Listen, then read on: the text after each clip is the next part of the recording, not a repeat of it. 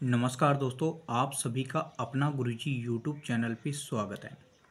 साथियों, जैसे कि हमारी कारक विभक्तियाँ चल रही थीं।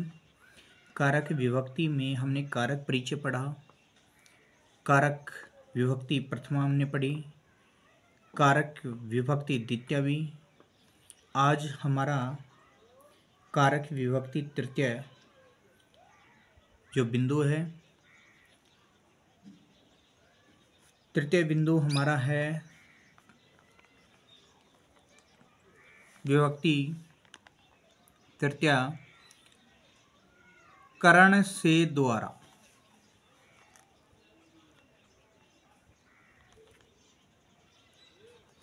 करण कारक से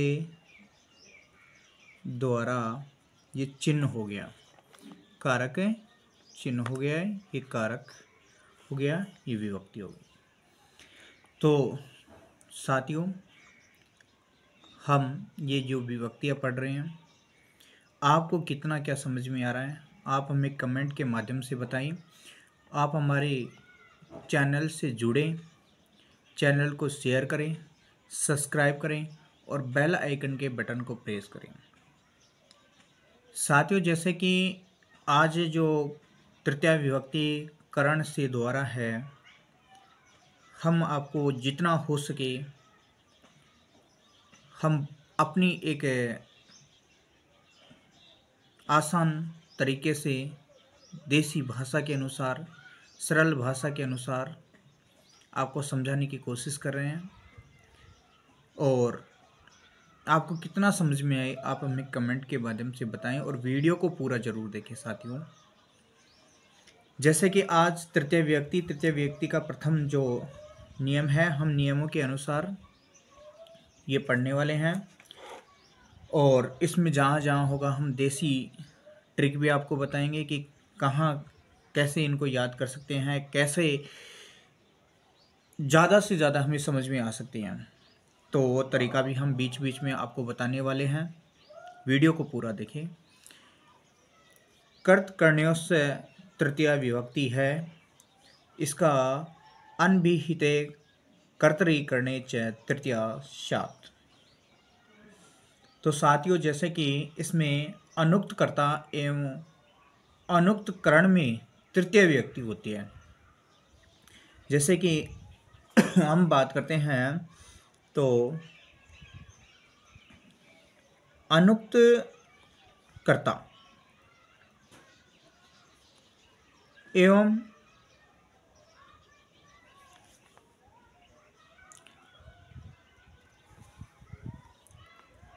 अनुक्त करण,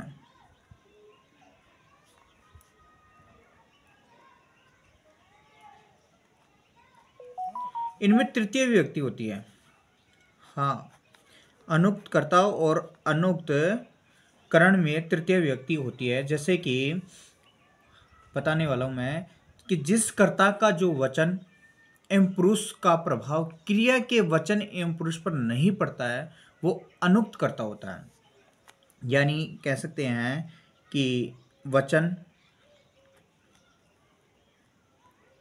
पुरुष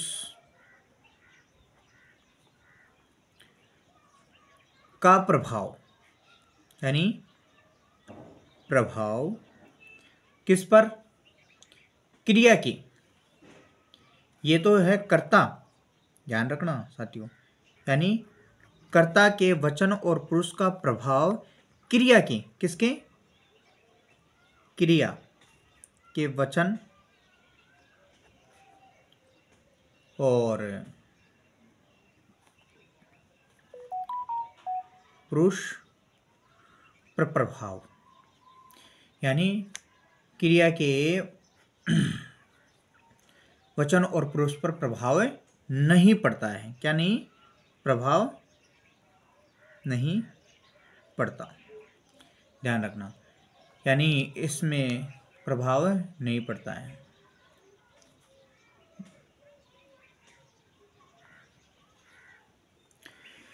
कि कर्ता के वचन और पुरुष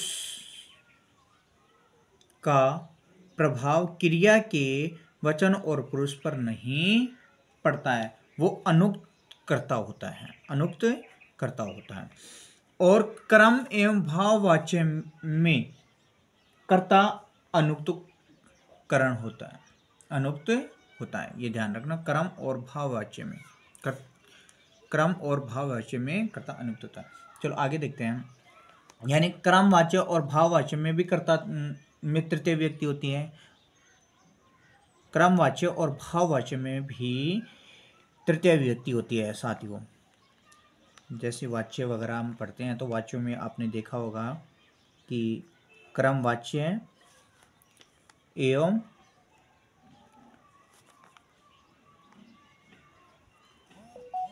भाववाच्य में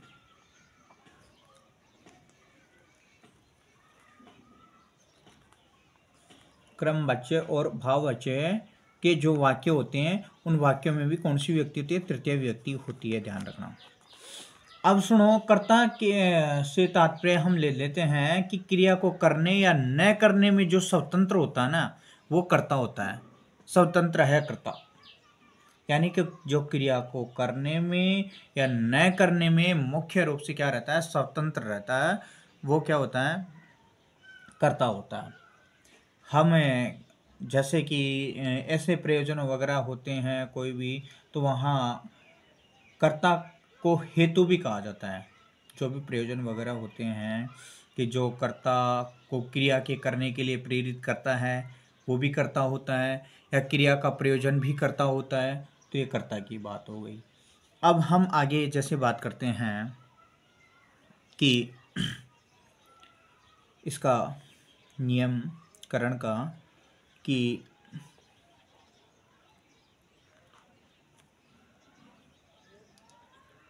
साधकतम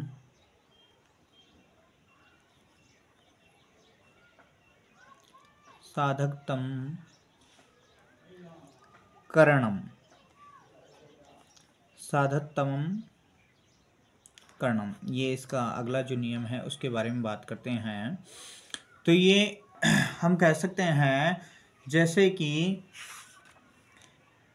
क्रियाया सिद्धो यथ सार्वधिक सहायकम भवति तस्य कारकस्य करण संज्ञा भवति। यानी साधकतमं करणम, कर्तृकरणे च तृतीया विभक्ति होती है, यह हमें पता है। यानी हम आपको देसी तरीके से भाषा में बता रहे हैं कि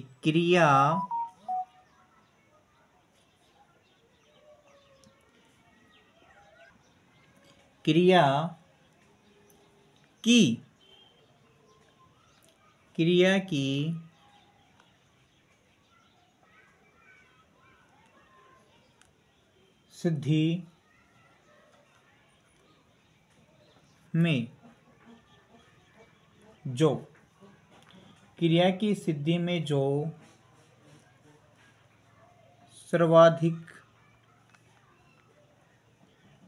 की सिद्धि में जो सर्वाधिक सहायक होता है, क्रिया की सिद्धि में जो सर्वाधिक सहायक होता है वही करण कारक होता है। क्या उस कारक की करण संज्ञा होती है।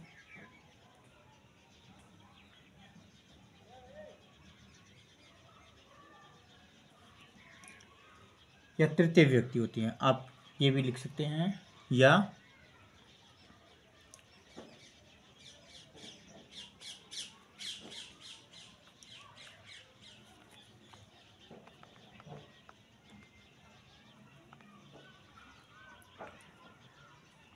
तृतीय व्यक्ति होती है।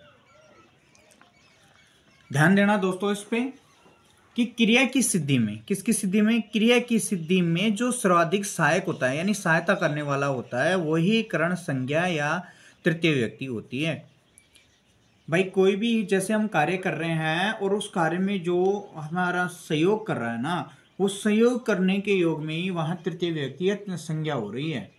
तो हम जैसे कि हम बात करते हैं आगे कि कैसे संज्ञा हो रही है, तो उसका भी हम देखते हैं। उदाहरण से हमें पता लगेगा कि संज्ञा कैसे हो रही है, किसके माध्यम से हो रही है। जैसे कि हम देखते हैं किसी का भी जैसे नाम ले लेते हैं कि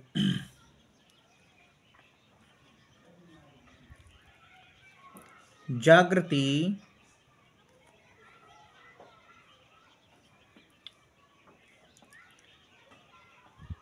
कलमेन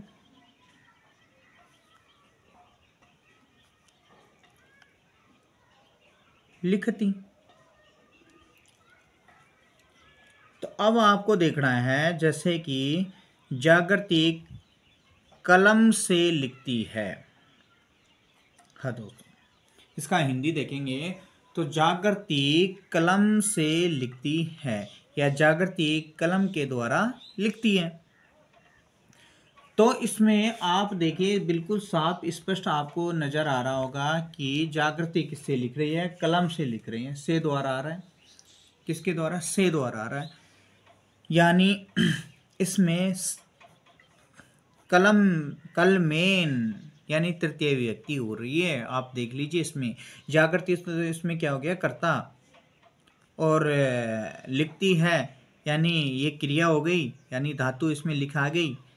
लट लकार वर्तमान काल हो गया इसमें। आप देख एक वचन, प्रथम पुरुष का एक वचन। तो आप देख लीजिए इसमें जागृति कलमेन लिखती। तो जागृति तो करता है और लिखती है क्रिया हो गई। तो इसमें किसके द्वारा, कलम के द्वारा। किसके द्वारा, कलम के द्वारा। आप हिंदी में भी इसको देख सकते हैं कि जागृति कलम के द्वारा लिखती है या लिख रही है। जागृति कलम से लिख रही है।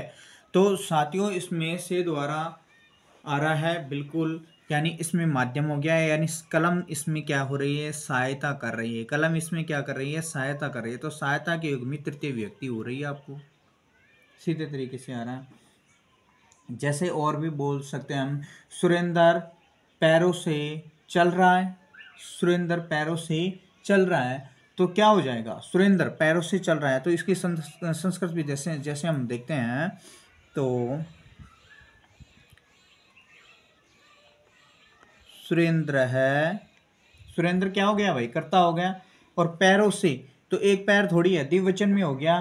कौन से पैरों, द्विवचन हो गया ना, तो दो पैर हो गए। तो क्या हो जाएगा, पादाभ्याम। क्या हो जाएगा, पादाभ्याम। और चल रहा है तो कौन सा समय बता रहा है, वर्तमान समय, यानी लट लकार।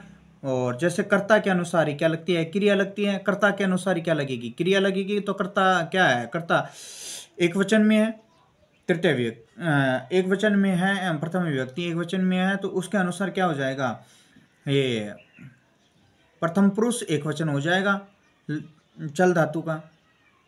तो क्या हो जाएगा, चलती। क्या हो जाएगा, चलती। ध्यान रखना। तो इसमें क्या हो गया, पादाभ्याम। आप देख लीजिए जैसे शब्द रूप आपको आते हैं उस हिसाब से आप देख लीजिए। बिल्कुल, सुरेंद्र है, पादाभ्याम चलती। तो सुरेंद्र किसके द्वारा चल रहा है, पैरों के द्वारा चल रहा है। चल रहा है, नहीं चल रहा। तो इसमें सहायक हो गया या नहीं हो गया, तो यहाँ तृतीय व्यक्ति हो रही है। तो यहाँ साधक तमम कर्णम, यहाँ ये हमारा ये सूत्र बिल्कुल सटीक जा रहा है साहब। आगे देखते हैं हम, जैसे हम बात करते हैं आगे वाच्य वगैरह की। जैसे अभी हमने यहाँ बात की थी कि क्रमवाच्य और भाववाच्य में भी विभक्तियाँ होती हैं। तो उसके अनुसार भी जैसे हम उदाहरण देख सकते हैं कि रामायण लेख है लिख्यते। तो यहाँ देख लीजिए भाई, रामायण में कर्ता में बताया था मैंने कि हाँ कर्म एवं भाववाचक के वाक्यों में जो कर्ता होता है उस कर्ता में कौन सी व्यक्ति हो जाती है, तृतीय व्यक्ति हो जा रही, बिल्कुल हो रही है। देख लीजिए, जैसे और भी देख लीजिए आप उदाहरण कि मया जलम पियते, यानी मेरे द्वारा जल पिया गया, तो मया में हो रहा है नहीं हो रहा, आप देख सकते हैं। आगे और उदाहरण देखते हैं हम, जैसे कि दोस्तों आगे हम देखते हैं इसके उदाहरण, सहयुक्ते अप्रधानी। तो सहवाची 7 अर्थ वाले अवयव में सह, समम, साकम, सार्धम, 17 युगपद आदि के योग में तृतीय व्यक्ति होती है, यानी इन आदि के योग में यहाँ तृतीय व्यक्ति होती है। जैसे कि हम बात करते हैं, उदाहरण देख के पता लगेगा। जैसे हम उदाहरण देखते हैं, पिता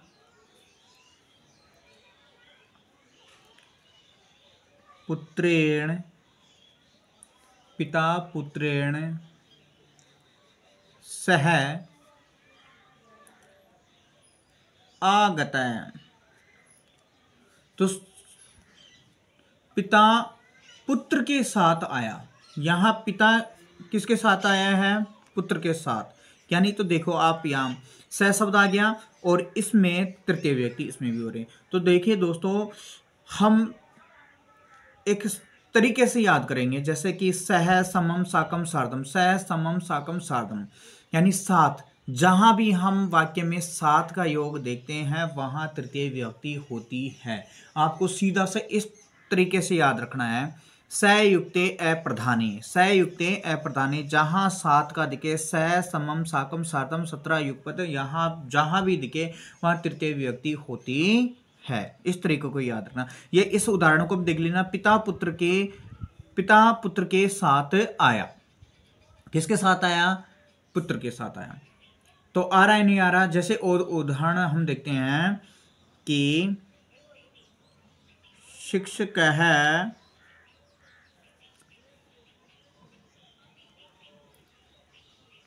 छात्रे है। अब यहां देखो हम समम भी ले सकते हैं,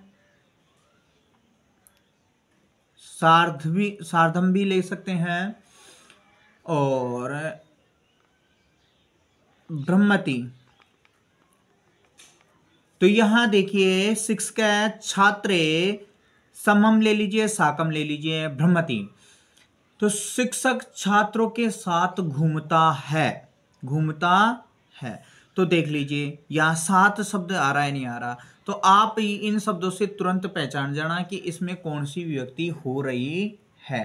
तो यहाँ आपको ज़्यादा वो नहीं करना पड़ेगा साथियों, तुरंत आपको समझ में आ जाएगा कि हाँ यहाँ ये विभक्ति हो रही है और इस विभक्ति के योग में हमें ये विभक्ति करनी होगी।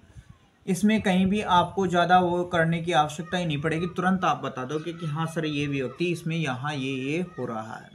अब हम अगले उदाहरण के बारे में पढ़ते हैं। जैसे कि तो दोस्तों जैसा कि अगला बिंदु हमारा ये ना अंग विकार है, ये ना अंग विकार है, यानी विकृत अंग, विकृत अंग, यानी कोई प्राणी है और विकृत प्राणी, यानी विकृत प्राणी अंग से विकृत है, किसी भी प्रकार से उसका अंग में विकार है। तो अंग में जहां भी विकार हो उस विकार शब्द के रूप में यहाँ तृतीय व्यक्ति होती है, यानी जहां भी अंग में विकार दिखाई दे, शरीर में विकार दिखलाई देता है, अंगवाचक है, वहाँ तृतीय व्यक्ति का प्रयोग होता है।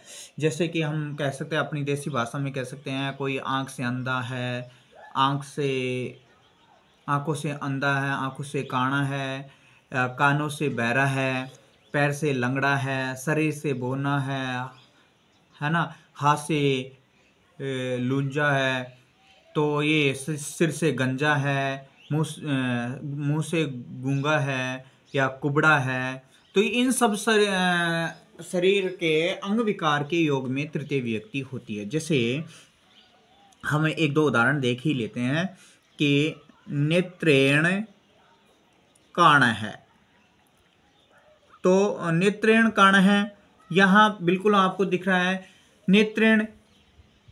नेत्रेण शब्द को जैसे आप देखोगे तो नेत्रेण में कौन सी व्यक्ति है, तृतीय व्यक्ति है, कर्ण है, यानी कर्ण आंखों से क्या है, कर्ण है, आंखों से, आंख से क्या है, कर्ण है, या नेत्रेभ्याम अंध है, आंखों से क्या है, अंधा, नेत्रेभ्याम अंध है, यानी पादेन खंजय, पादेन खंजय। पैर से क्या है भाई, पैर से लंगड़ा है, पैर से क्या है, लंगड़ा है। तो पैर से लंगड़ा है तो बिल्कुल सीधी सी बात कही गई है, पैर से क्या है, पैर से लंगड़ा है, पैर से लंगड़ा है भाई, भाई तो पैर से लंगड़ा है, बिल्कुल दिख रहा है। तो यहाँ अंग विकार के योग में तृतीय व्यक्ति होते हैं। सिरसा खलवटा, सिर से गंजा है, मुखेन मूका है, मुंह से गूंगा है, पृष्ठेन कुंज है, पैर से पेट से कुबड़ा है, शरीरेण वामन है, शरीर से बोना है, पानी नहा कुणी, तो पैर से लुंजा है। तो इन सब अंग विकार के योग में तृतीय व्यक्ति होती है, सीधे तरीके से आपको याद रखना है। यानी जहाँ भी आपको अंग विकार के शब्द दिखाई दें वहाँ तृतीय व्यक्ति होती है। आगे उदाहरण देखते हैं हम। तो अगला जो हमारा इसका बिंदु है, इत्थम्भूत लक्षणे, यानी लक्षण या चिन्ह, जहाँ भी हमें किसी प्रकार का लक्षण या चिन्ह दिखाई दे वहाँ भी तृतीय विभक्ति होती है। जैसे कि वह किस प्रकार होती है, कैसे चिन्ह दिखाई देता है और चिन्ह के योग में कैसे विभक्ति होती है। हमें किसी को देखते हैं और देखने से पता लग जाता है कि भाई ये कैसा है। जैसे कि हमने किसी विद्यार्थी को देखा तो उसको देखते कैसे पता चलेगा, तो गण वेसेन, गणवेसेन छात्र है।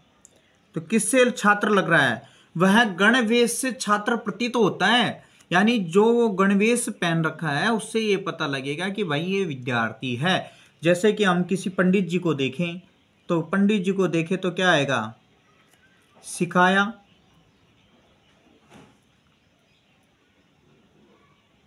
पंडित है। तो पंडित जी को देखते पता लग गया है कि वह सिका से पंडित प्रतीत होता है, ऐसा अनुमान लगाते हैं हम। तो जैसे जटा भी तापस है, तो जटाओं से क्या लग रहा है, वो तपस्वी लग रहा है। आकृत्य सूर्य, आकृति से क्या लग रहा है, वो सूर लग रहा है, यानी वीर लग रहा है। तो इसमें लक्षण जहां भी दिखाई देते हैं वहां तृतीय विभक्ति होती है, जहां भी लक्षण दिखाई देते हैं वहां तृतीय विभक्ति होती है। अब जैसे कि आगे बात करते हैं हम, अगला इसका बिंदु है कि अपवर्गे के योग में होती है। अपवर्गे के योग में भी तृतीय विभक्ति होती है, अपवर्गे तृतीया। तो अपवर्गे के योग में तृतीय विभक्ति कैसे होती है वो सुनो साथियों। जैसे कि अपवर्ग से प्राप्त यानी फल प्राप्ति से है, यानी किससे है, फल प्राप्ति। फल प्राप्ति का अर्थ या द्योतक होने से, यानी हम कह सकते हैं कालवाची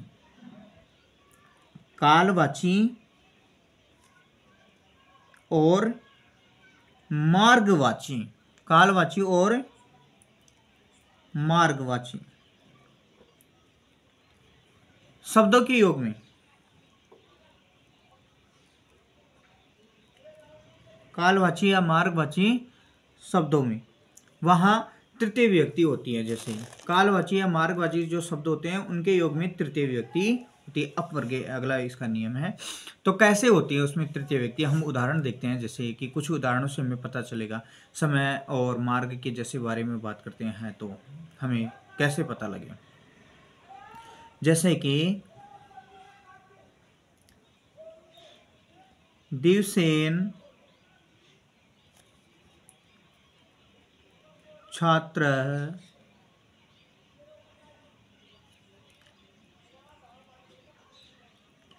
अधीता है, यानी छात्र क्या है, दिन भर से पढ़ रहा है। छात्र क्या हो रहा है, दिन भर से पढ़ रहा है वो, यानी पूरे दिन से पढ़ रहा है छात्र, तो सुबह से शाम तक पढ़ रहा है, तो उसमें समय का वो हो गया कि छात्र पढ़ रहा है। इसमें यदि फल की प्राप्ति नहीं होती है ना, तो वहां द्वितीय विभक्ति भी होती है, ध्यान रखना, द्वितीय विभक्ति ही होगी। अगर फल की प्राप्ति नहीं होती है तो वहां द्वितीय विभक्ति होगी, जहां फल की प्राप्ति हो रही है वहां तृतीय विभक्ति होती है, ध्यान रखना। इसमें और उसमें, द्वितीय में तृतीय में यही फर्क है कि जहां फल की प्राप्ति होती है वहां तो तृतीय विभक्ति होती है। यानी हम यहां बता देते हैं कि क्या, यानी जहां फल की प्राप्ति होती है, किसकी, फल प्राप्ति,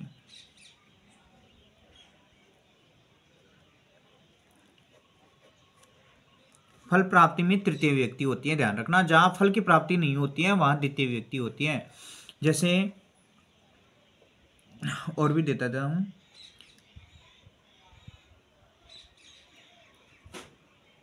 क्रोशम अधीतय मासम पठितवान, मैंने वर्षे क्या कर रहा है, पढ़ रहा है। आगे जैसे हम और भी इसके जो उदाहरण हैं और भी जैसे इसके नियम हैं, उन नियमों के बारे में हम पढ़ते हैं। जैसे कि आगे हम बात करते हैं कि प्रकृत्या दीव है, प्रकृत्यादीव है, उप संख्यानम। तो जहां प्रकृति आदि क्रिया विशेषण शब्द होते हैं, प्रकृति आदि जो क्रिया विशेषण शब्द होते हैं, उन क्रिया विशेषण शब्दों में यह तृतीय विभक्ति होती है। जैसे प्रकृति का मतलब होता है स्वभाव, प्रकृति यानी हम क्या कहेंगे, स्वभाव, यानी स्वभाव आदि जो शब्द हैं उन शब्दों के योग में भी तृतीय विभक्ति होती है। जैसे कि हम कहे, किसी के भी बारे में कहती है कि वह सह प्रकृत्या साधु अस्ति, वह स्वभाव से क्या है, साधु है, स्वभाव से क्या है, साधु है। तो प्रकृत्या साधु यानी स्वभाव से क्या है, वो साधु है। यानी कह दिया गया कि मूर्ख है दुखेन जीवित है, मूर्ख किससे, दुख से जीवन जीता है, किससे जीवन जीता है, दुख से, यानी तो उसके स्वभाव कैसा हो गया, दुख भरा स्वभाव हो गया। तो मूर्ख का स्वभाव दुख भरा स्वभाव हो गया है। अगला जो हमारा बिंदु है वो है हेतु, यानी हेतु के योग में भी तृतीय विभक्ति होती है। यानी हेतु यानी कारण, कारण हेतु, कारण हेतु, कोई भी कारण वगैरह होता है वहाँ नित्य रूप में क्रिया होती है। जैसे कि दंडेन घटे, तो घड़े का कारण क्या है, दंड है, घड़े का कारण क्या हो गया, दंड हो गया, तो कारण हो गया ना। दूसरा जैसे उदाहरण हम देखते हैं, अध्यय नेन वस्ती, यानी अध्ययन वस्ती, तो बसने का कारण क्या हो गया, बसने का कारण क्या हो गया, अध्ययन, बसने का कारण क्या हो गया, अध्ययन, यानी अध्ययन के कारण क्या कर रहा है, बस रहा है। इसका लास्ट जो अंतिम जो नियम है वो है जैसे अलम, यानी